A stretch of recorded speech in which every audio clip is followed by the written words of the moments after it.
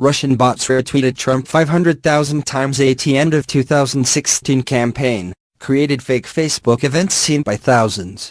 Russian bots retweeted Donald Trump nearly 500,000 times in the final weeks of the 2016 campaign, and more than 60,000 Americans RSVP'd for Facebook events created by Kremlin-linked trolls, the social media giants revealed in congressional documents this month.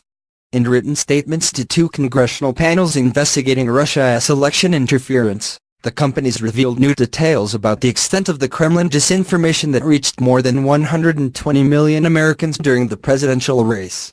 The U.S. intelligence community has concluded that Russia launched an unprecedented series of cyber attacks and fake news floods to sow division and sway voters ahead of Trump's surprise victory. Twitter revealed that Russian-linked bot accounts recirculated Trump's tweets more than 2 million times between September 1 and November 15, 2016, with nearly 500,000 of those coming in the campaign's final stretch. The automated accounts retweeted Republican candidate Trump 10 times more often than Democratic contender Hillary Clinton, and accounted for 4.25% of all of Trump's retweets in the race's final days, according to Twitter's statement to the Senate Judiciary Committee. They also fired off nearly 200,000 retweets in the same time for WikiLeaks, which exposed stolen information from Clinton's campaign, and the Democratic National Committee that U.S. intelligence agencies have traced to Russian hackers.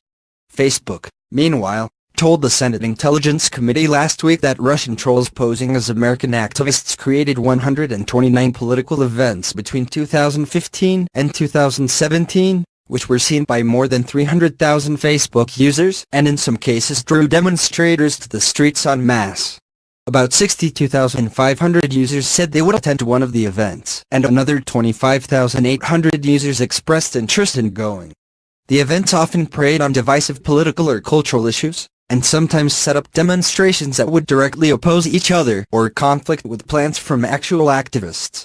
In one instance, according to Facebook, a fake page called Heart of Texas that called for the state to secede from the country promoted a Stop Islamization of Texas protest in May 2016 for the opening of an Islamic Center's library. Another Kremlin Facebook group, United Muslims of America, promoted a Save Islamic Knowledge event for the same time. Both events drew dozens of demonstrators for each side who likely had no idea of any Kremlin involvement behind the plans. It cost the Russian trolls only $200 to promote the events on Facebook, according to the company.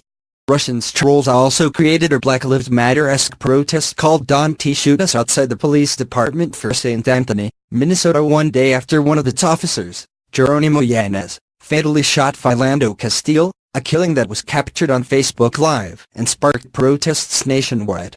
Local activists at the time raised suspicion about the event and the group behind it, but some ended up attending anyway to make sure the protest went smoothly. Facebook, Twitter and Google have been under congressional investigation since last year over the Russian disinformation campaigns from the election, and the companies have started issuing more warnings to users about fake news and Russian-linked